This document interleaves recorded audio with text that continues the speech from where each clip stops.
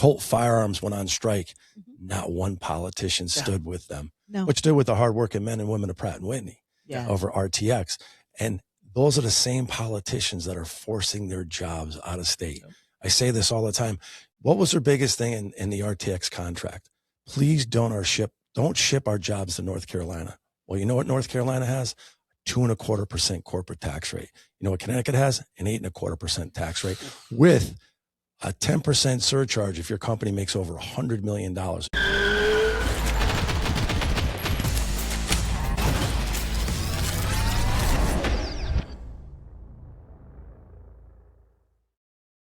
to Lock and Load Podcast. My name is Josh. And I'm Michelle. And we talk to you about Connecticut 2A issues and a little bit of politics. Today, our special guest is Matt Corey, back for the second time.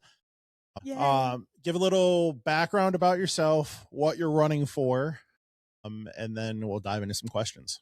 Look, I've been a fierce fighter for Connecticut for a long time. I was your U.S. Senate candidate in 2024. Anybody knows or watched that race, we put up a heck of a battle against Senator Murphy, and the country didn't really win much by sending him back to Washington, nor did Connecticut. I'm a small business owner. I'm a Manchester resident. Grew up there all my life. Joined the United States Navy right out of high school. Came back. I worked for the Teamsters for a little while, worked for the Postal Service for a little while. Ended up opening a small window cleaning company that I had for over 34 years. The company name's still open, but 34 years. And I always say there isn't a city or a town that I haven't worked in or traveled through in the state of Connecticut. So there's not a candidate that doesn't understand our state issues better than I. I opened a Irish pub in 2002. I was in Hartford for 16 years. So I've hired young kids in the inner city, gave second chances to people coming out of the prison system. So I know the inner cities real well. And so 22 years in the hospitality business. Oh. So I bring some small business perspective. I did throw my hat in for Lieutenant Governor.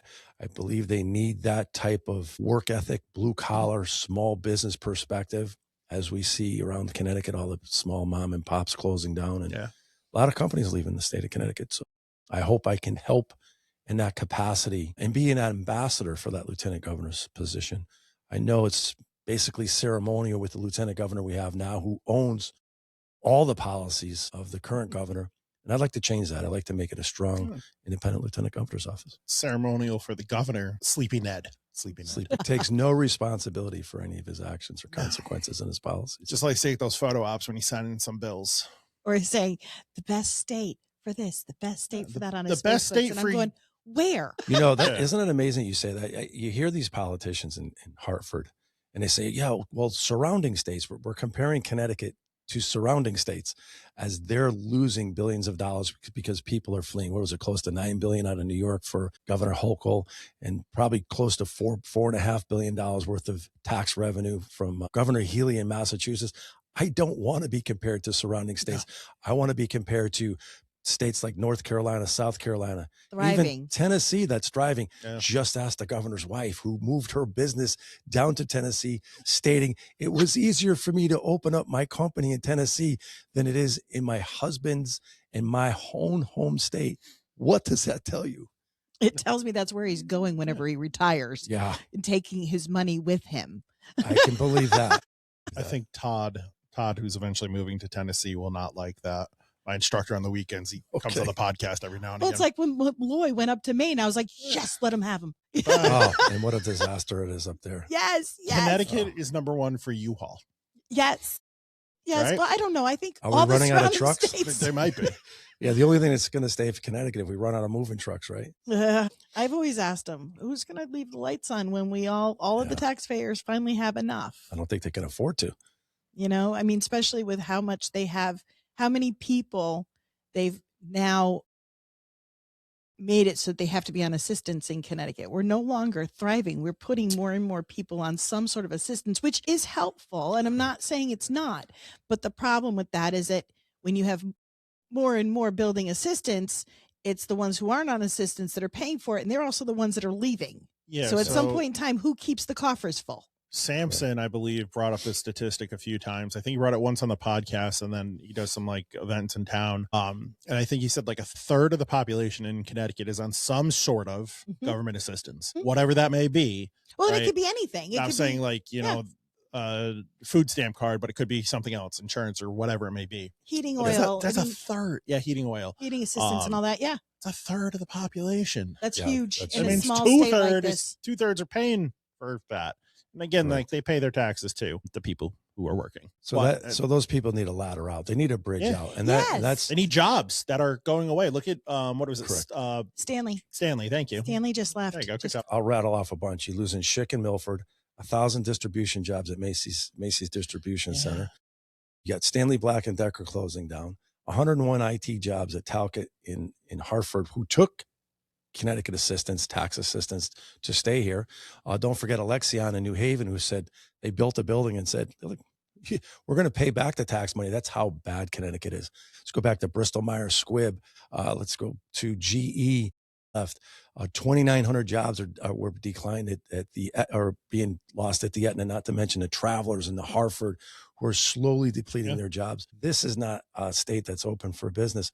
But going back to the 1/3 of people on SNAP, great. Look, we all want to help people that are in need. Oh, absolutely. Whether it's heating assistance, well, we already know what happened with the heating assistance money, right? There's the transparency in government where it was stolen. That's another job for the lieutenant governor to hold people accountable, go into these departments and make sure people are accountable to where our tax dollars are being spent. But once again, with that being said, we need people to get off of public assistance with some sort of ladder, some sort of reach into the community to, whether it's in manufacturing, whether it's a trade school, or whether it's getting them into community college, getting into some sort of degree. We need that foundation for people that are on public assistance. And there is none now. They actually encourage you to stay on assistance once you're on assistance. I think, which is interesting. Or maybe I want to be hopeful enough to think that people want to go and work and they want to earn their own money for the most part. There's always exceptions to rules, but I think people for the most part want, yes, I know, but they want to work and they want to have that ability to go and make the money to support their family. And maybe some of them don't. I think a huge list that you missed there, and that's just because we're a 2A podcast, is all the gun manufacturers that Connecticut has kicked out over the years. Or pushed. Yeah. We have a few, like Charter Arms is one. Mossberg, but their stuff's not made here. Like they're all, or not all of it. At least it's not manufactured. Yes. You have Standard Manufacturing. They're still here. They're not giant though. They're not. No. Like Ruger, they have an office here now. That's it. Wasn't it Stag Arms that left too, right? Yep, Stag left. They went to Wyoming. Yeah, why would you stay in a state you can't even sell your own product? I mean, that's embarrassing. And then, I don't know how many years ago it was. I believe it was about 6 or 7 years ago. Colt Firearms went on strike. Not one politician stood with them. No. But you know where they did stand? They stood with the hardworking men and women of Pratt & Whitney over RTX. And those are the same politicians that are forcing their jobs out of state. I say this all the time. What was their biggest thing in the RTX contract? Please don't ship our jobs to North Carolina. Well, you know what North Carolina has? 2.25% corporate tax rate. You know what Connecticut has? An 8.25% tax rate with a 10% surcharge if your company makes over $100 million. And we have plenty of companies here in Connecticut. You know what they also have? Right out of the military into community college, right into their manufacturing base. And that 2.25% corporate tax rate is going to be 0% in 2028. They also have 4 nuclear reactors down there. So they have a certainty in business. Business needs that type of certainty to produce product. They know that their labor's costs, they already know that. They figured that in. They already figured in their certainty in energy costs, and they figured in all their regulations. What does Connecticut have? What's going to happen with labor costs? What new regulations are going to come down on us? And we have an uncertainty in energy costs. So I had proposed, and I would love to have this put on the governor's agenda, where we could have small modular nuclear reactors at our manufacturing plants, whether it's Electric Boat, Sikorsky, or Pratt & Whitney, and have those, whatever the energy they don't use, they can put it out into the grid. Also, we just wasted millions and millions of dollars, hundreds of millions of dollars dredging out the pier in New London, which is deep enough to take in ships with liquid natural gas. If we have a couple liquid natural gas storage facilities here in Connecticut, that will at least reduce the cost of energy during the cold winter months, until we can get a Republican governor in New York or a Republican governor in Massachusetts, that gas line expansion is not going to happen unless we can get somebody to work with this administration. So I'm praying we can get somebody to represent us in Congress that actually wants to work with this administration and force New York to expand that natural gas line into Connecticut so we can bring more businesses in. And the people who suffer most, and we were talking about that with the people that are on SNAP, are mostly the urban communities who don't, a lot of people don't have that type of transportation or just public transportation, but you're losing that opportunity in our inner cities to get young kids educated, because those small manufacturers who can't afford the property tax rates, can't afford the regulations, have moved out of not only Hartford, but Bridgeport, New Haven, seen it all over the state. In my 33 years of cleaning windows, I have that perspective of looking through corporate America from the outside, literally, and watching jobs leave the state of Connecticut and leave the country. It's sad. So Michelle shot me a look over here when you were talking about nuclear energy. So we interviewed both candidates for governor on the Republican side, and only one of them brought up nuclear energy. And we talked briefly, we asked them the same question so they can go down their own paths with that question. Sure. And Fazio was the only one to actually bring up nuclear energy, and he knew a lot about it, which was interesting, at least for me. I find nuclear energy pretty interesting. And so you brought up that what North Carolina, or did you say North Carolina or Tennessee had 4? North Carolina's got 4 nuclear plants. Yeah, we have one. We had 3 at some point, and 2 of them are decommissioned, and now we have 1. And from what Fazio had said, they're cheaper. Cheaper, cleaner, yes, safer, everything. As it is right now, any excess energy we have, we sell off, but we buy more to come in. Yeah, it's crazy. I don't understand that. Like, if we have excess, why are we buying? I get if you're selling something for 10 and you're buying it for 8, that makes sense, because then you're making a profit. Right. But if you're selling it for 8 and you're buying it for 10, we're losing money. Yeah, my electric bill says that's not happening. So it's mine. And there's a congressman from Arkansas that is actually fighting for his state, and they said there's the technology is so advanced today. They're using spent fuel rods and repurposing them and recycling them for nuclear energy. That's what we need here. I mean, look, that Quonset Bay project they got on Rhode Island, it affects the fishermen. Connecticut spent 60%, Rhode Island spent 40% building all of that out for temporary union jobs. And guess who's going to benefit more from the energy? Rhode Island. It's amazing. And you sign these long-term contracts who cost the ratepayers like us and businesses so much money. We need to get people into the governor's office and up at the state capitol to make sure we put affordable policies forward, because Connecticut is running out of money. Yes, they are. No, absolutely. I'm guessing you decided to run for lieutenant governor because, I mean, obviously you're passionate about this and you are actually very well versed compared to some people that we talk to, not just running for office or anything, but just in general, which I find very refreshing, to be totally honest with you. Thank you. And so what made you decide lieutenant governor? Like, what was your epiphany that this is what I'm going to do? Well, look, I'm the only candidate that's actually won 2 statewide primaries. I bring name recognition, and I come from a hardworking blue-collar family, somebody that really loves Connecticut, loves his country. You only lose when you quit. The position that I had taken as lieutenant governor, because most people say it's ceremonial. Well, of course, if you have a lieutenant governor that we have now, I can bet probably 90% of your audience wouldn't even know her name. And nothing against her. She's looking to be coronated into the next position, which is governor. When you have worked in the private sector your entire life, you bring a different perspective.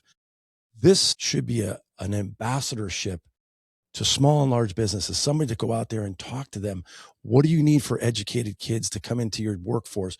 What do you need? What do we need to do to change our educational system so you have the right people in your corporations? When you're importing 1,000 HB1 visas on average every year, you can't say we're the most educated workforce in the country, because why are you doing that? Why are companies doing that around the state of Connecticut?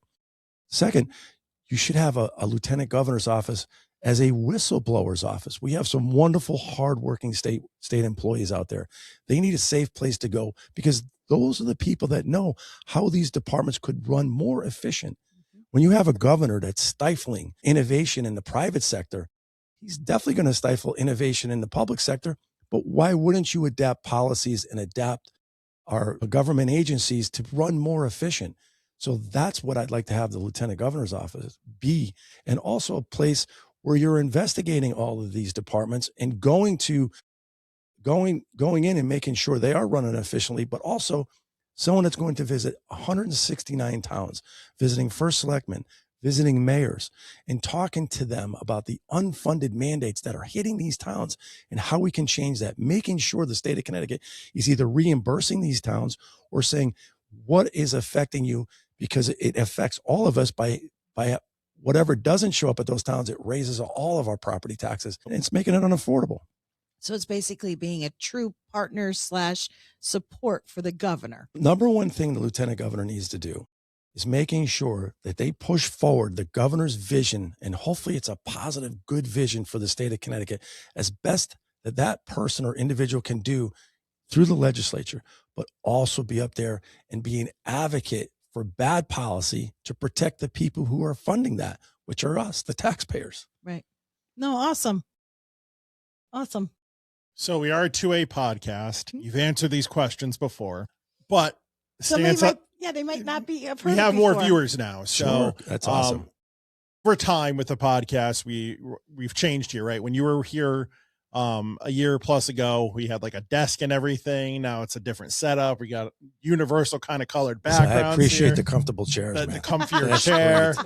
I think it was just like a folding chair last time. Yeah. So we do little upgrades, and with the technology and everything, learn things over time. And honestly, what's the best part for viewers are the shorter clips, the little TikTok, Facebook reels. So, and our viewer base has definitely expanded through social media and everything. For people that have not heard you before, what's your stance on the Second Amendment?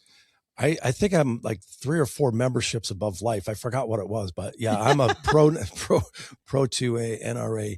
I love the sporting of hunting and target practicing and just shooting. So it's unfortunate I own 2 of those Glocks that they will be by the time this is out, possibly already past the Senate, but yes, it depends how quick Ned signs it. But October 1st, yeah. I sat through that up at the Capitol, and it was just to hear the reasoning behind why they wanted to do it. You just shake your head.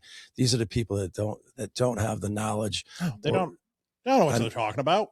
Well, and it does because they don't really want to have the knowledge. It's the ideology of banning guns without saying we're going to ban guns. This is just another peel off of it. And they go, it's not a Glock ban. It's a prohibition on future sales. So the part you're buying is already illegal. Right. So you're going after law-abiding citizens once again. Only. And that is not the answer. Yep. So every officer I have talked to, and I talk to a lot that come into my shop and stuff like that, like, daily. And every single one I ask, so out of curiosity, any of the switches you're finding on the street, any of the Glock switches, are those law-abiding citizens or legal guns? Have you found anybody in that mix? And they're like, no. And that's one thing you would think when you're going to pass these kinds of laws that our legislature body would actually talk to our law enforcement. Like, where is the gap? Where is the issue? How can we make it better? Because you actually are dealing with the people on the streets. So all it does is show perfectly they don't care. They don't even have to walk far. They have their own police department. Who are, I think, I'm sure there's some fresh guys in there, but I feel like a lot of them are probably like second pension here, working for the Capitol Police. So. It's just. So they have the experience. Like, go ask them. Go ask the state troopers. If you're going to make laws, you should actually you should educate yourselves in what you're passing. And I truly believe that. And they just don't. They don't. What's astonishing is Staffstrom, I think, mentioned it directly that, some police departments use these firearms. Connecticut State Police use Glock 4. Like, your big police department that you fund, and there's no LE carve out for this. So and law they enforcement get new guns. Every so many years they have to buy new firearms for their departments. Now you can't buy any kind of Glock issue. What if a frame cracks? Whoops. Okay, really, what are you going to do if you break a gun, right? Because guns can break, and the frame's the serialized item, and in the current language of the bill, I can't touch them, so I can't transfer them to a police department. So how are you going to get them? I don't know. They just make it difficult for law-abiding citizens. And look, I said the same thing when the state forced lawful gun owners to register their stuff at the Department of Public Safety. And I had asked the question, I go, how many criminals do you see in line here doing that? And the lines were long. I mean, I witnessed that. And you just shake your head and it's like, what's the purpose of this? Yep, there is. I'm going to ban this, but the rest of you are grandfathered in. So I can't prevent the law-abiding citizens to do something. We're going to prevent future unlawful citizens from doing it. That doesn't make any sense. I don't even get it. None of it makes sense. So, but you're a gun owner and you believe in the Second Amendment. Absolutely. So you'd be a voice in the Senate and also with the governor for protecting our rights. Protecting your Second Amendment rights, First Amendment rights, protecting our constitutional rights here in the Constitution state, which they forget where we live. But yeah. Well, no, there was a clip, you played a clip on one of ours during the debate on the House. He's a House rep. From Danbury. It's Godfrey, if I remember Possibly, right. Yep. Yeah, he's on the judiciary. In one sentence, he went from, we're not banning a type of firearm for citizens, but we can take away this type of gun. It's legal. These little things right here, as that man said, hypocritical. It's hypocritical in the same sentence. It just opens the door for more restrictions and more regulations. Well, we got away with it with this type of firearm. We can just keep pushing the envelope, knowing that they're unconstitutional, knowing that a lot of these are going to go into the Supreme Court down in Washington, wasting, again, taxpayer money. Well, he stated that in the Constitution, yes, we have a right to bear arms, but the states have the right to decide what firearms people can have. I never read that. Yeah, I don't see that. I don't see that anywhere. I've looked at the Constitution before in Washington, D.C., and I don't think that was there. Constitution doesn't say that, so I'm confused. He might be confused. He's getting up there. Yeah. Right. He was a good definition for term limits. You now have a challenger in the lieutenant governor race at the current moment. One. Sure. Just one so far. You never know what happens at the convention. They're going to do the governor's race first, and then we've seen it before. Somebody might drop down into the lieutenant governor's race, and all kinds of stuff happens at a convention. Rules and regulations get changed on the spot. I've been down to some rough conventions, but look, I welcome the conversation. What are you bringing to the table? Everybody knows where I stand. I haven't changed my stances on my conservative values ever since I threw my hat in the ring. I try to give people a voice. People wanted me out there. I could have sat home and sat out races. Well, you haven't won anything. You haven't. Listen, it's not about winning. It is about winning. I'm saying it's not about losing. It's about quitting and giving up. Correct. I want to make sure I give people a voice. And that's what I've been doing. You're everywhere. I'm all over the state. And you weren't last November. You weren't running for anything yet, officially at least. Oh, and I was out there and you were out there. Yeah. Helping Republicans around the state get elected, whether it's a local election, whether it's a state election. And I don't believe that this position should be a coronated position. You should work for it, you should earn it, and you should earn the trust of the people. And I'm proud to say that Senate Minority Leader Stephen Harding has endorsed my candidacy. House Minority Leader Vin Candelora endorsed my candidacy. So they have full faith and confidence that I'm going to work hard up there, defend their policies, and push back as hard as we can. And I always say this, can you imagine if the Republicans weren't always on defense up at the Capitol, how much wonderful policy they could push forward for the state of Connecticut? Well, we can go back to when the Senate was split. 18. And look. And they actually pushed through fiscal guardrails and responsibilities and its budget. Well, then now they took an 18-wheeler and drove right over all that. Yes. Well, they're skirting that issue as best they can. And they just keep doubling down on our debt. Yeah. It just keeps them mounting. And this is going out to all the young people that watch your podcast. This is your future. This is your state. All my nieces and nephews have left the state of Connecticut because there's no hope. When the average age of buying your first time home is close to 40 years old, these kids, they have to leave. And a lot of them are making pretty good money, but you add on student debt, you add on this, they're still living at their mother. Taxes. And the taxes. When your taxes meet your mortgage payments, there's an issue. My daughter's making decent money. Okay. And, not your typical $30,000, $40,000, $50,000 a year that a lot of young kids at 21 are making. And she can't move out. because she can't afford rent. Right. Poor Shane. Okay, it's just because she did this on yesterday's podcast that we filmed, and so she's gonna get hit back to back. Please help her. I want my privacy. I love her. And You're gonna miss She it. just wants to love her from a distance. I want her to visit, but I know I moved out at 18.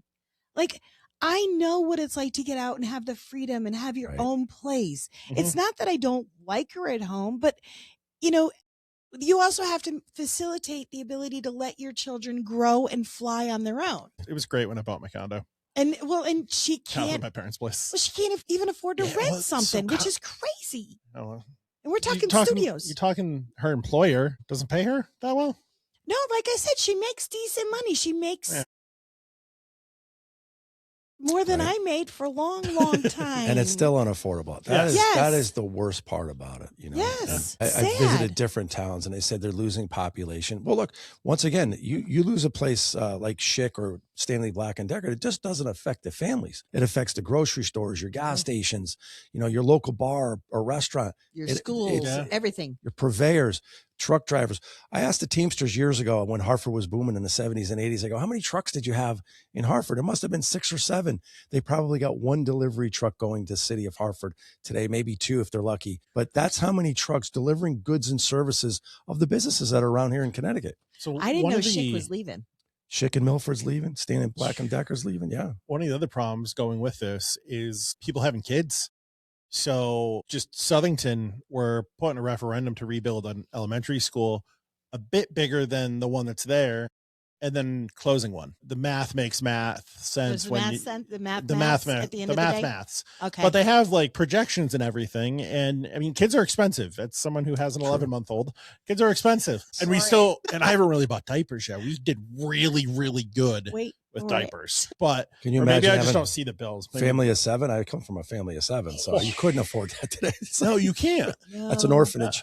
Yeah. Well, and the people that do it, God bless them for being able to, but I don't, I had one, I wanted more, wasn't able to, but at the end of the day, really, I don't know that I could have afforded more than one. But look at the young kids today. Like we were saying, if your average age of buying your first time home is close to 40 years old, you're so in debt.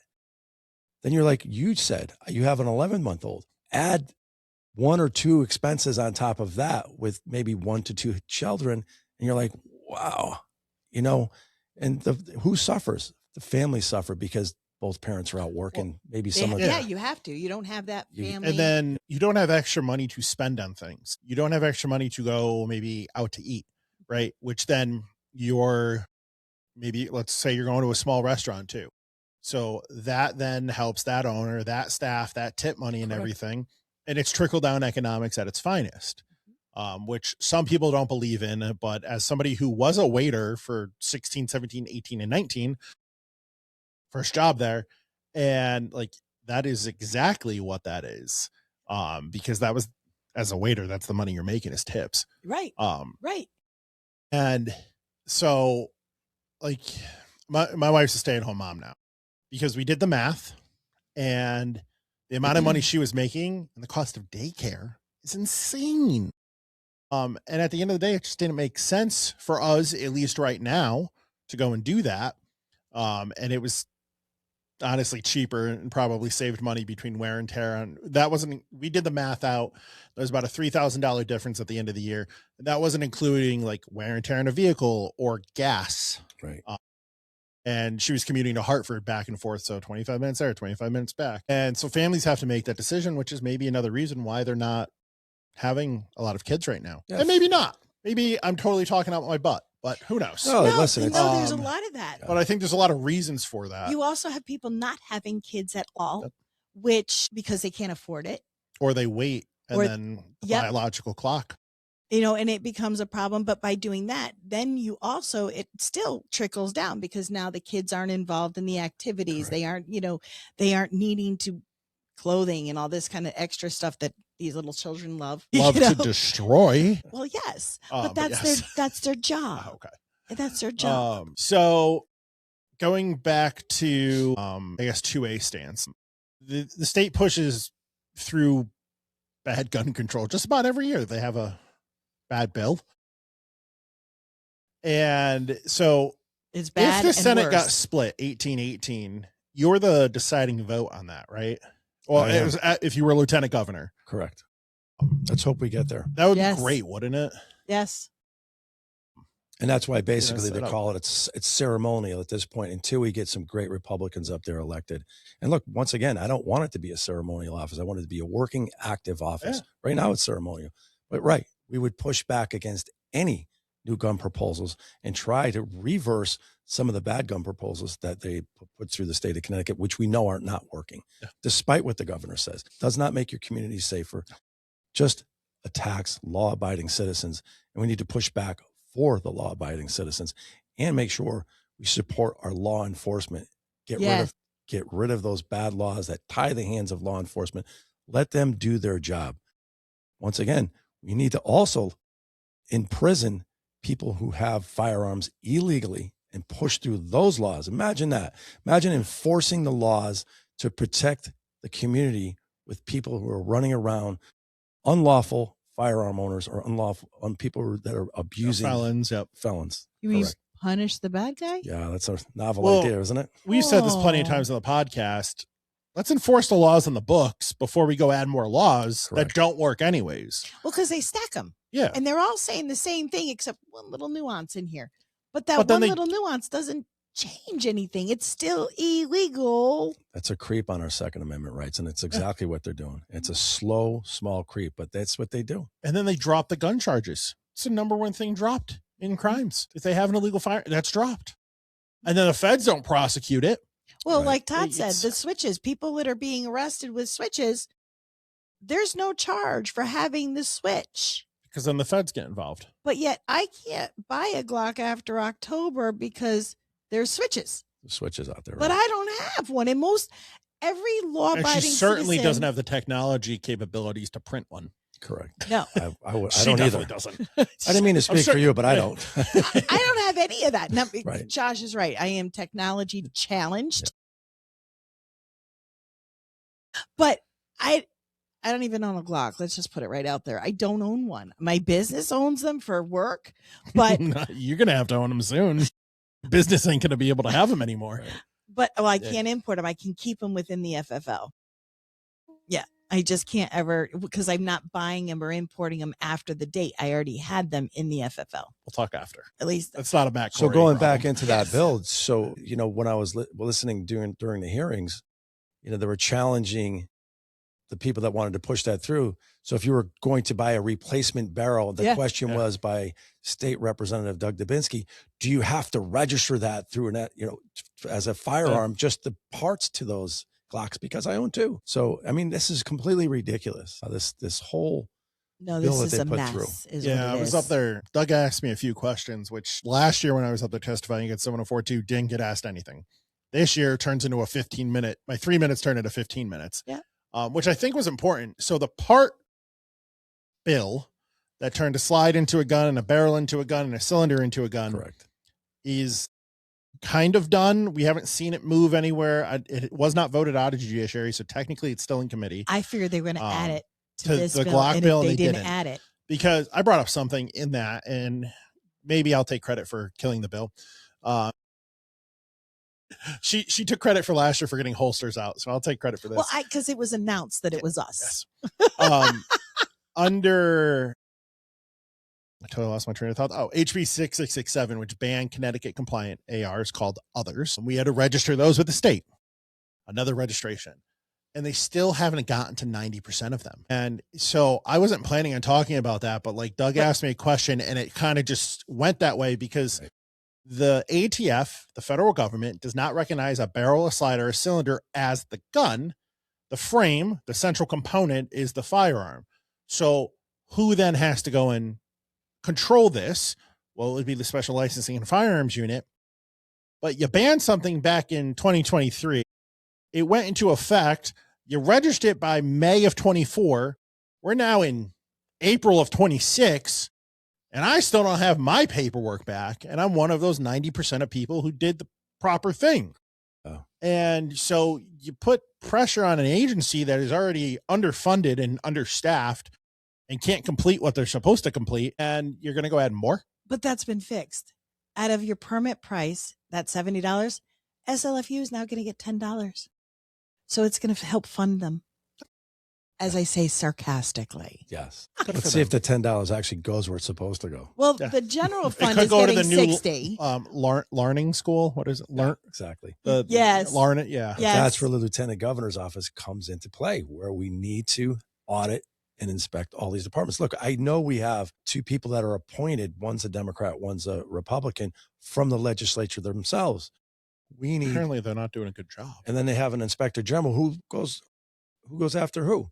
Goes after the police department, goes after chief of police, goes after regular law enforcement officers. So that's not being done. We need to, I had a proposal out there to adopt what Massachusetts has, is a separate elected office as a state auditor, doing it in an off election year, not during a gubernatorial race, off election year. And you have a fierce fighter in Massachusetts right now trying to audit the legislature, who was an elected official. Get this. They put a referendum on the ballot. 72% of Massachusetts residents wanted the legislature to be audited where all that money is going. The legislator refused. The attorney general refused counsel to that auditor.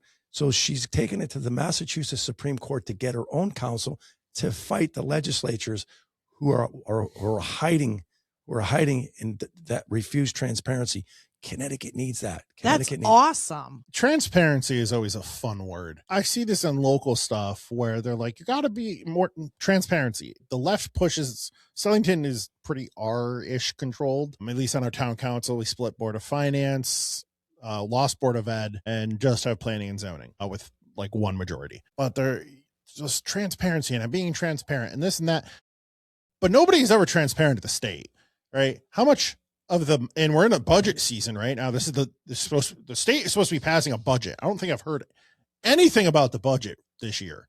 But it doesn't matter what you hear because it's never what they actually do. So it doesn't like, where are these anyway. millions and millions of dollars going? Correct. What happens when, what was it? The CCSU chancellor sent like 54 emails or something something like that.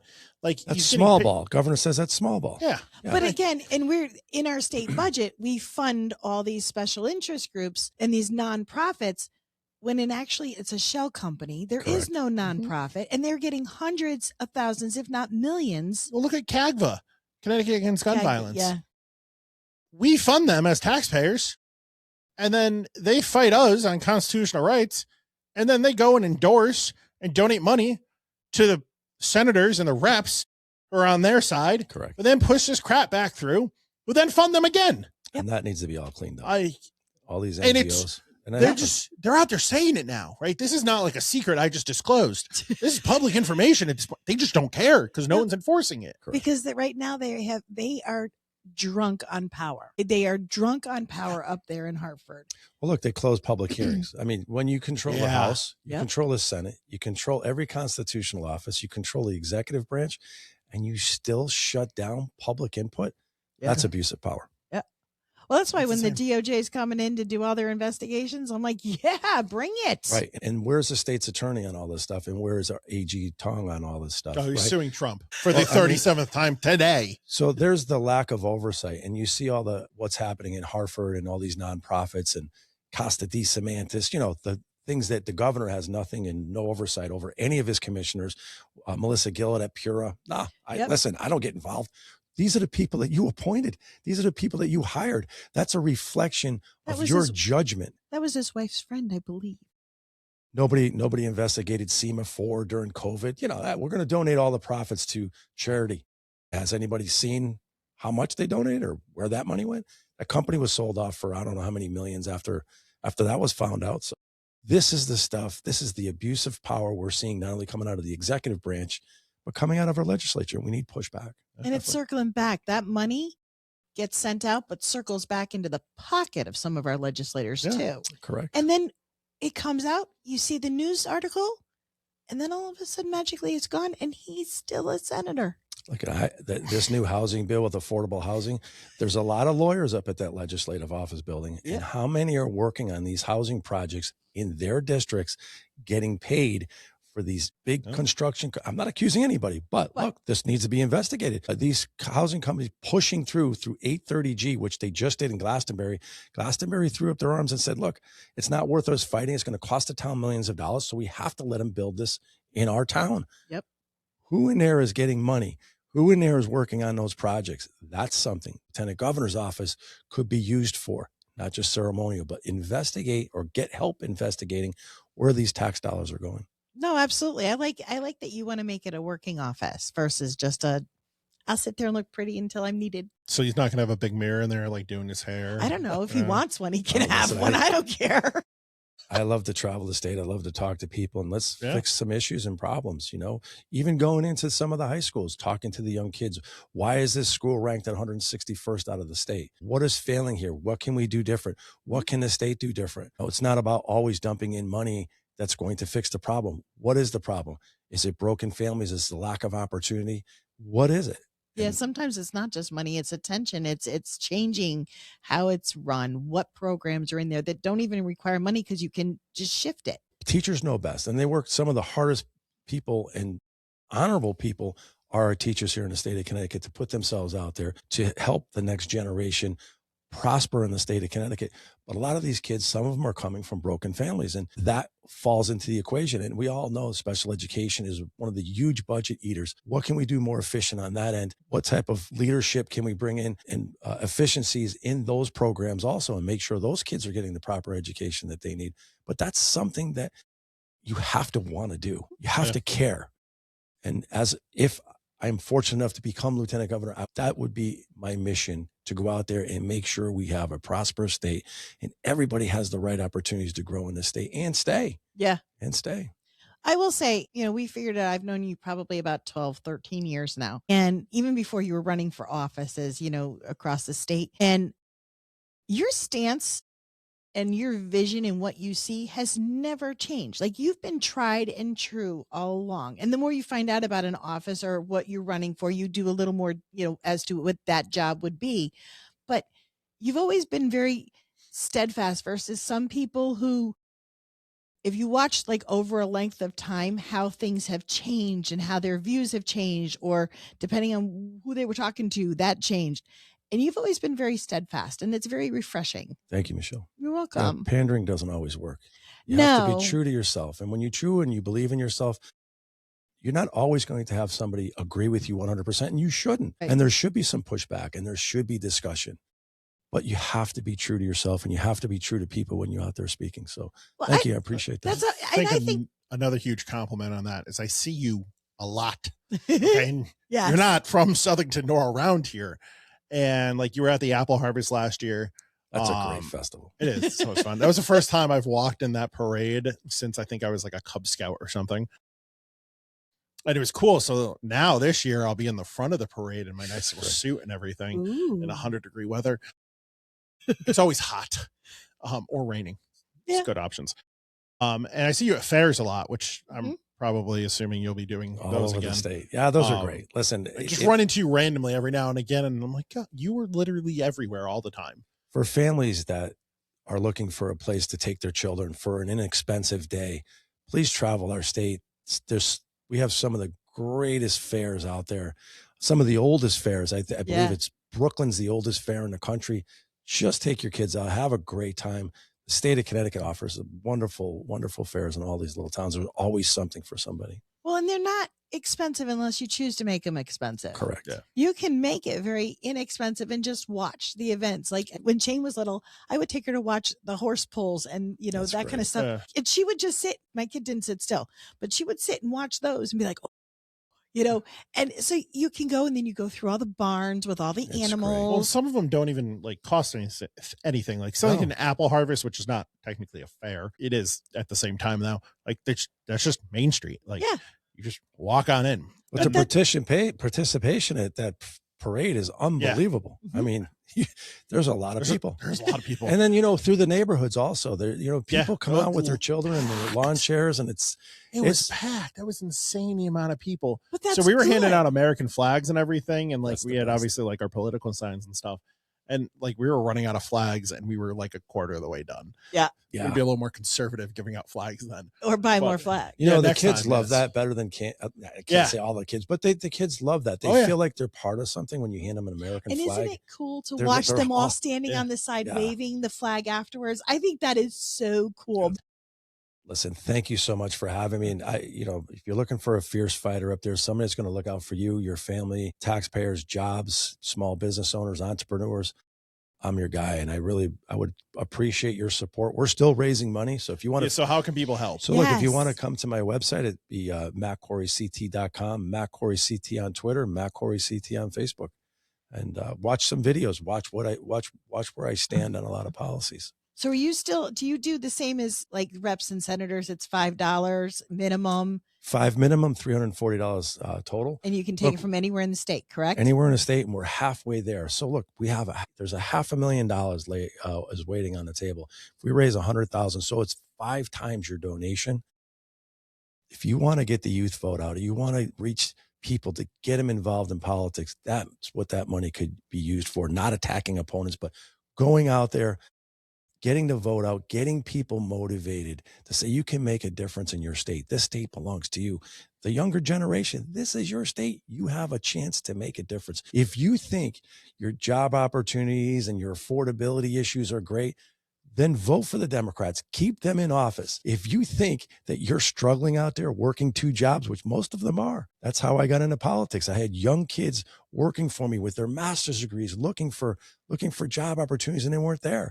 I had layoff parties at my pub at McKinnon's in Hartford, where it was devastating to see people's jobs getting shipped overseas, and they had to train the people to take their jobs or they would lose their severance packages. So this means a lot to me. This is heartfelt for me to watch all of these opportunities leave.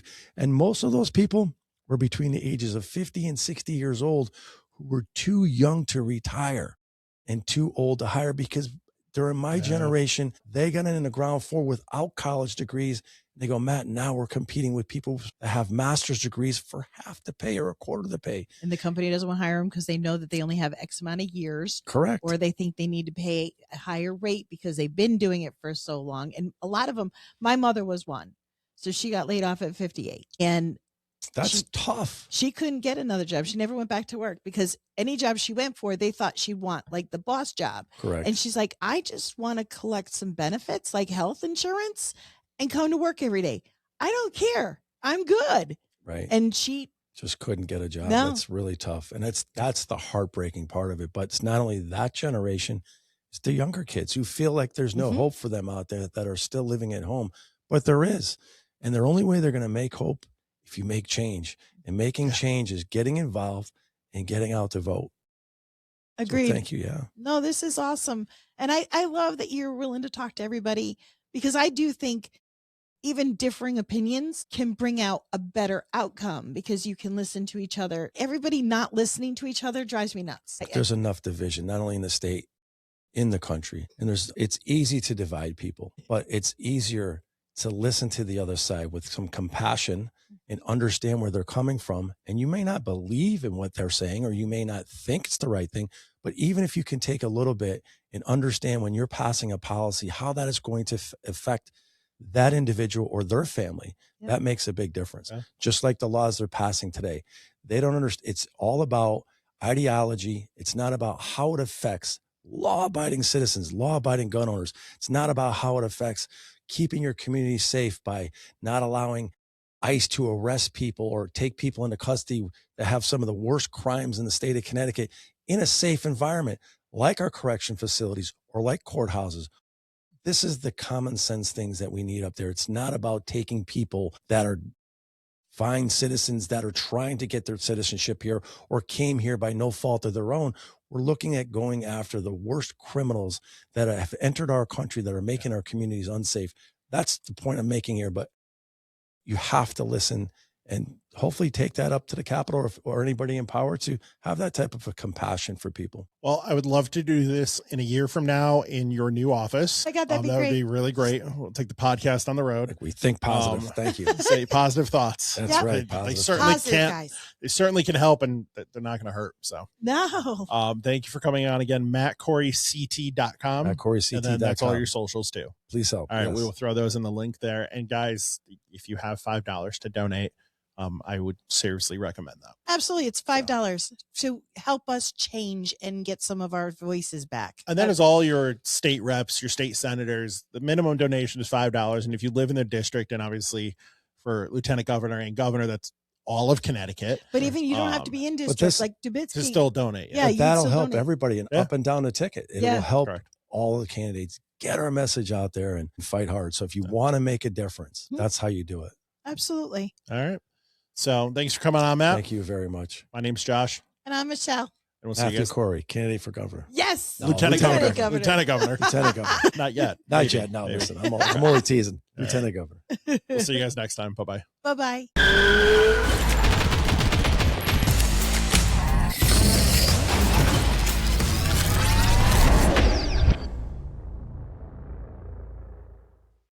Lock and Load Podcast is sponsored by Lock and Load Firearms, Connecticut's #1 rated gun store and pistol permit class on Google.